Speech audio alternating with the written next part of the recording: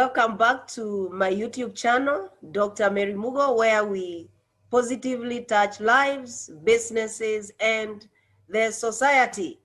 And today I'm joined by a CEO who is well known and who affects lives positively and businesses.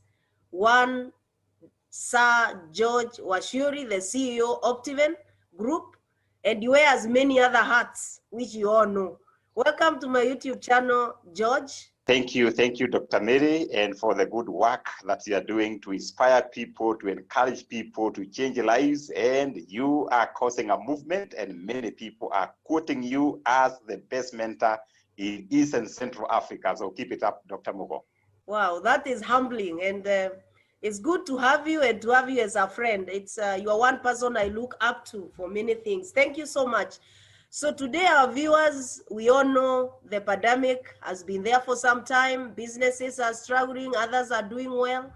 And therefore, today we want to have a discussion on what kind of strategic mindsets shifts should businesses have if they have to survive this pandemic and, of course, grow. And therefore, George, you could start by maybe just telling us, how is the business environment right now, since you are one of the best business people that I know?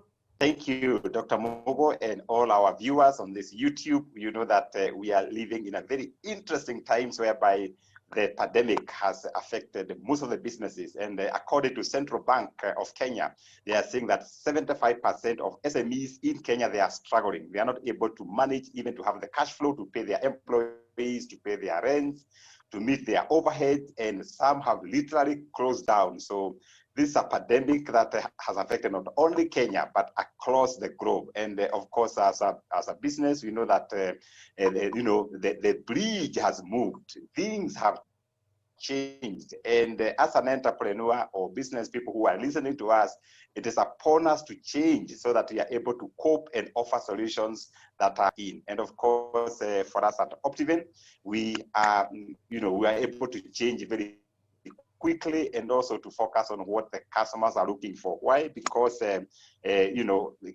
sometimes back when I was in school, companies were pursuing the bottom line, but the things have really changed. You said it very well that when we were in school, we happen to have been in the same school in our later years. Bottom line was important. Therefore, the question then is, what should the organizations be focusing on today? Is it cost? Is it purpose? Is it profit? What is it that organizations should be focusing on today?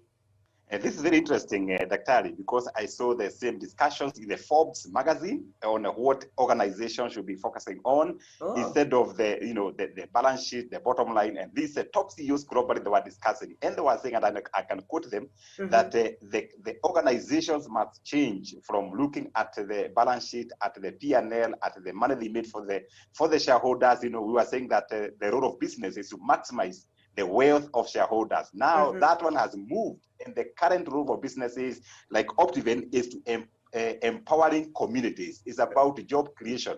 It's about creating change in the world and making the world a better place, taking care of our environment and ensuring that we are offering solutions, that every business exists to offer a solution to the communities, to the world, to the nation that they are operating. And that is the new thing. And of course, finally, adding value to the humanity. Every business exists to add value to the humanity. So remember, the shareholders are few. What about humanity? Optiven exists not only to enrich the shareholders, but to ensure that we are touching the communities, we are going to the villages to uplift the lives of these people. And that's why the business is heading, and the society expects the business to do exactly that. So the bridge has moved with a new order. Are you CEO saying that it is time that organizations begin to look more at why do they exist rather than are they making money? The organizations, the businesses have to look at why, the purpose, the vision, the big vision. If you look at like a company like Optiven that are leading in real estate in this, we say that the reason why we wake up every morning is to economic, whatever that we do as an organization, we ask ourselves, are we empowering and transforming these communities? And this is the call for every business person who is listening to this YouTube channel, that you need to tweak and change our mindset that whatever we do on a daily basis, we are asking ourselves, are we touching lives? Are we empowering our communities, our society, our villages, our counties, our government? Remember, Daktari and our viewers and our listeners, the business also exists to finance the government activities, because without business, there is no government, because there is no money, and no government can really run affairs without money. Who generates the money? It is the business community, it is entrepreneurs. Very interesting times, Daktari.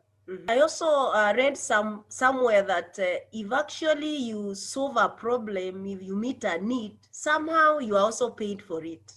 So as you touch lives, as you touch the community, probably, because many business people will tell you, me, I just want to make money. But from what you're saying, which is true, as you touch lives, then you make money. Now, maybe you could tell us then, what are those key critical factors that businesses need to adopt if they have to be successful?